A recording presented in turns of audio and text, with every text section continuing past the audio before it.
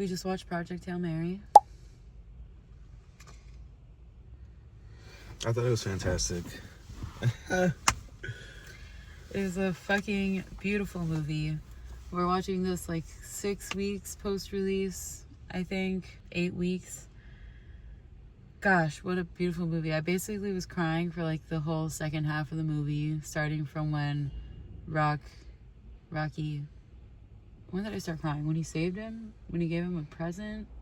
When he said that he would save him, when he would give him the gas, the fuel. And just that whole thing happens. It's so beautiful. And then, yeah, they just become best friends. The fucking ending of the movie was so cute and just so sweet. Like, he has no reason to go back. To go back to what? The scientist that fucking drugged him and forced him to go on the mission that he literally didn't want to go on. Which was kind of whack that he didn't want to go on it. It's like, dude, your country is calling you. The world, the globe. And he tried to turn it down. So I get them forcing him on. But just don't go back there. Like, Rocky's your man. Rocky's the boy. That's what it's all about. It's beautiful. I don't know. I mean, Rocky's his friend. He's also Alien Rock. You know, I like the end. I love the ending a lot, but it's interesting because the movie was so much about friendship, and it had very little to do about like sex or like, you know, really even like family. It was more so about like the ability to like create like this lasting bond, and with like a stranger, you know, not like someone that you're forced to be with, so to speak, right? Like you're born into a family, but you choose your friends, and it can go as far as to separate worlds, universes, races, like different species, you know, and so I thought that was so cool and so nice. And Gosling, his character, they didn't even really go deep into, like, he mentioned that he had a former mate but didn't work out. They barely mentioned that he didn't have any close relatives or like friends or anything. He seems like a freaking sick teacher, though. He's like a very handsome, like cool, funny guy, but they just kind of don't go into that. But it doesn't matter because it's all about the like purity of friendship and the love of company and yeah, just making a buddy, which is so cool that story like transcended worlds and literally interstellar travel. And they just clicked. And it was cool that I wonder if we were to meet aliens, is humor really unique to humans? You know, because that was a foreign concept to him. He's like, oh, confusing. And I love the way he talked. Amaze. Yeah. Good. Oh, everything in threes. It was always three. Good. Amaze. Right. I wonder if that means something too. I think that's like something that humans kind of naturally do, right? Right. Good. Go. Everything kind of in threes. I mean, we even make our gods in threes. Trinity and fucking, you know. Yeah. There's a lot of divinity associated with three. But anyway, what do we do now? Question. Right. We go home. Statement. Rock save Grace. Statement. So beautiful. I think his style of communication made it so endearing too. It's kind of like when like special people go on Kill Tony. Like they're just so genuine, and there's not like a barrier or like a filtration system. It's not fake. There's no extra fluff in the language. Just rock save Grace. Rock happy, not alone. Yeah, I think those people on the spectrum in general, right? Love on the spectrum. It's very that, like, I don't think that's funny. Like, I don't get your joke. Yeah. It's very direct, you know? When he was going on the spacewalk, nothing fun about that. Yeah. Oh, humor, confusing. Right. But yeah, I mean, beautiful story. It had all the right elements to keep you, like, your heart racing at the times where he did almost drop the samples, and where the fuel tanks were leaking, and Rocky saves him and like is dying and fucking bleeding out and stuff, and that was all done really well. I thought he was dead. I thought he was dead too, and I was so afraid for him to like wake up and see him. So that was scary. And then visually it was fucking beautiful when they switched lens, or I don't understand necessarily what that was, switching to the infrared. Right, the infrared light, or... So you're basically seeing like I already forgot the name of the substance. The Aphrodite. Afromite. We should look it up. I'm on Letterboxd. I wonder if somebody said it. But anyway, he was seeing it work, right? Or replicate, or it goes towards the carbon or whatever. Right. And then that's how you replicate it. Or, right, because when he went to Adrian, when he gets to the planet, which I love that they draw the parallel to Rocky, actually. And then Adrian is the planet. And then when they're on Iridian, when they're on Arid, Rocky makes a statement like, "Oh, Adrian will handle that." When they're talking about the atmosphere or whatever, right? And it's so perfect because when he was like, "Oh, we must find a human word for mate," I was like, "Man, what is he gonna pick?" And then Adrian is just right there. I know. So perfect. Like, damn. And there was another... Oh, I honestly didn't put together 2 and 2 together that Rocky came from... Well, it didn't, right? He said he just named him Rocky because he looks like a rock. Yeah, but and then it's right there. Yeah. And then it was really cool how he was showing him Earth and showing him the Rocky movies or just talking about it and all the stuff. And Rocky like Earth. Rocky like Earth. All that was dope. I thought it was interesting too, like the way that Rocky and Grace were willing to kind of fuck off their home planet a little bit for each other. What do you mean? Rocky was like, 6 years later, I'll get to my planet, whatever. Who knows what's going to happen in those 6 years? So true. You know? And then Grace is like, well, I sent you guys the probes, like, good luck. You know, and as opposed to, I'll be there in 4 years. Yeah. Me, myself, with all of my knowledge and capabilities. Yeah. And he's like, nah, I got to go save my friend. Fuck every person I've ever known. I know, and it's like it's not a decision or there's no like competition. Right? Of course, you have to go save Rocky, but like that human quality in you, like you were saying, like that just wants to be near people again, can be very strong, and that's what we see in Interstellar. Matt Damon would have chosen to go home easily. Easily. Fuck Rocky. Right. Easily. I'm going home. Yeah. I have people to see. Like, but that's the thing.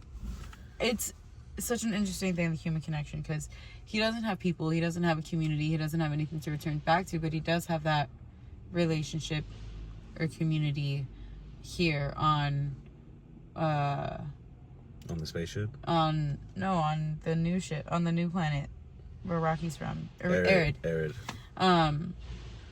Oh yeah, now at the end of the movie he does. So his relationship was able to, at this time anyway, overpower that want of human connection. He's experiencing that connection elsewhere. With Rocky. With everybody on Arid. And Rocky was so human. He was so like humans. He would hug and he was developing humor, and he showed deep empathy and care. I thought it was so sweet the way he was like, no, not safe. Like, Rocky must watch you sleep. So like, cute. So cute. And it's like a dog. In the best of ways. Like a guard dog, like your best buddy. Like, he cares. Yeah.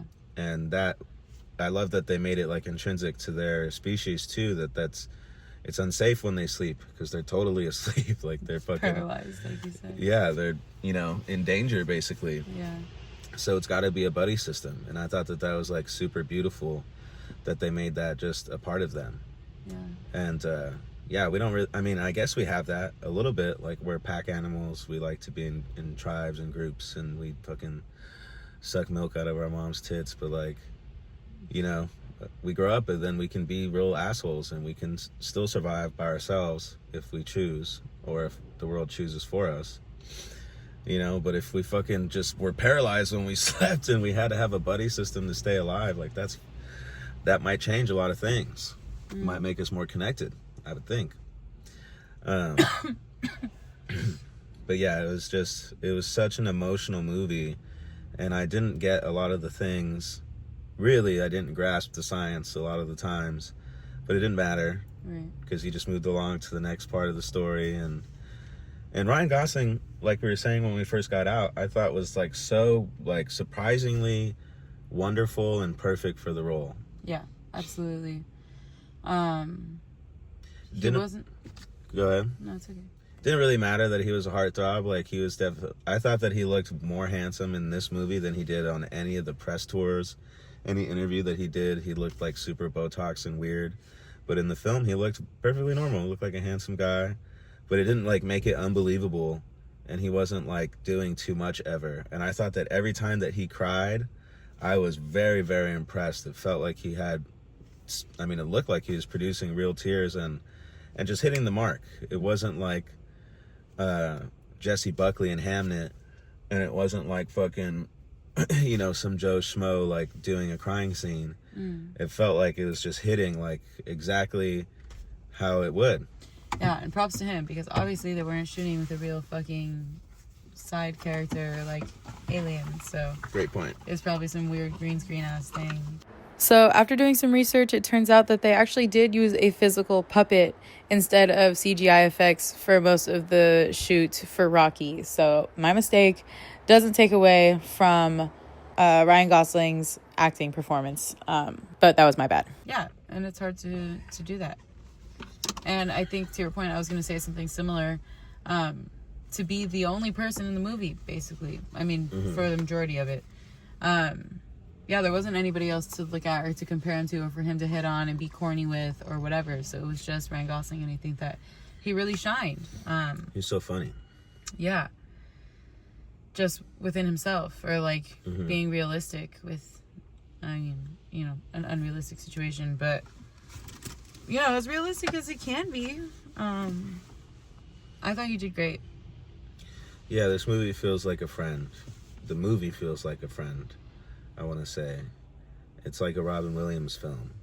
It feels like nice, and he embodied that, and like he didn't get in his own way, which I think is, you know, like not a shot at him. Like, it's a real compliment, because I think actors try to be acty, you know, and be, what's the term? It's not equestrian, but like the artsy people, they say they're Eccentric? thespians. Oh. I guess the theater actors, but yeah, they try to be like, you know, extra or whatever. And even though, I don't know, I'm not trying to take a shot at Hamnet on our first episode, but the over crying, just the extreme of crying can take me out of the moment. Sure, certain scenes call for it. I'm not arguing. I'm not taking a shot. I'm just saying.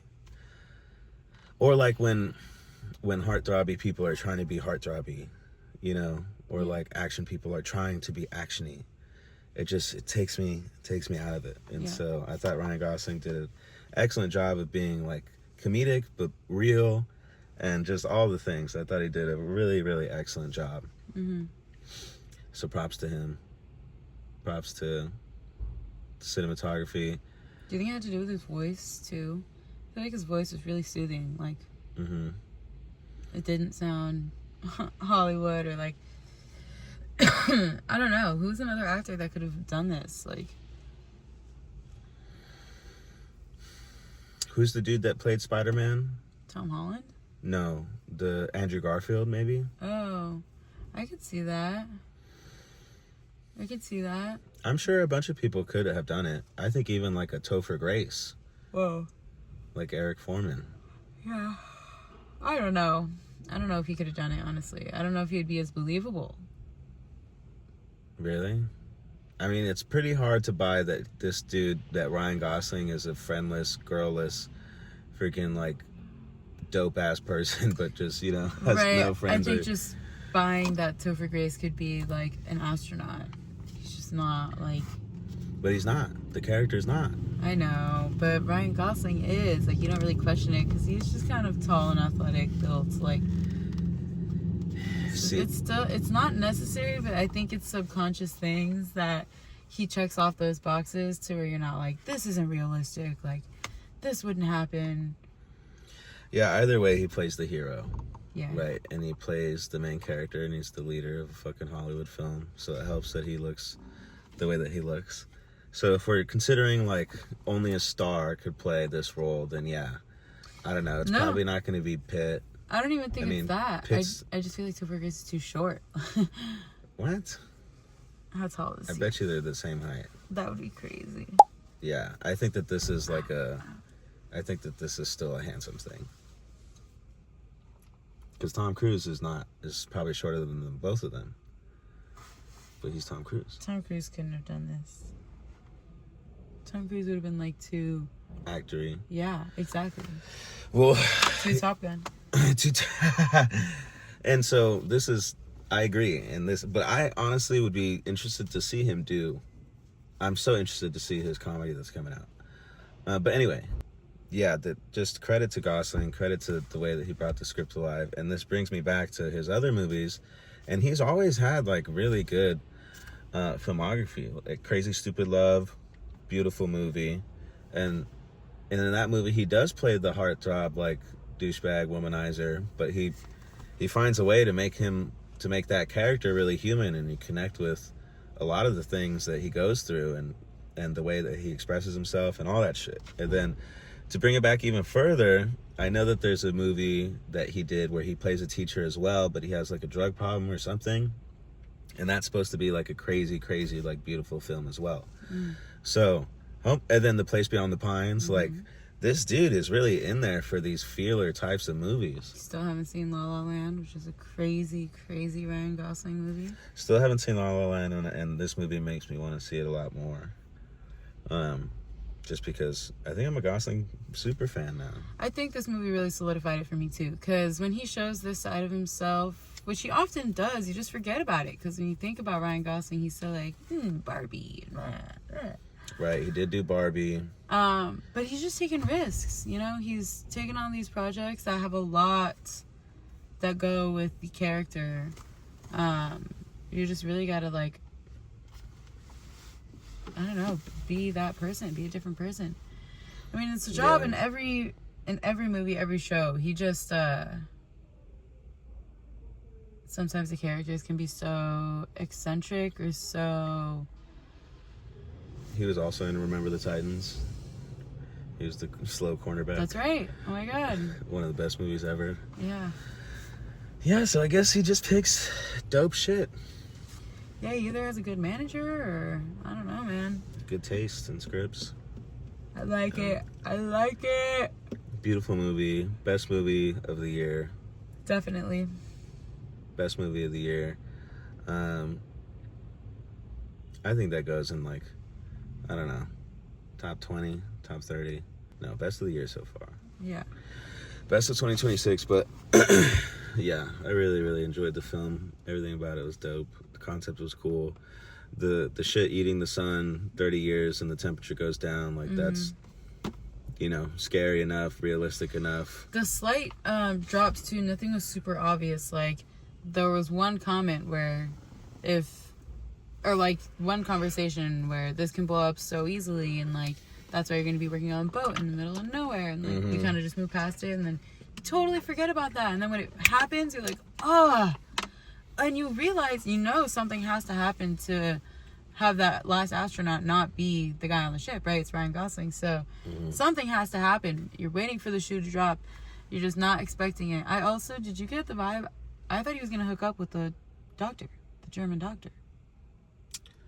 The leader she of came down and she did the karaoke and stuff. I was like, right. I don't know if she was a doctor, more of a military person. Right, sure. But yeah, that did seem like it was the case.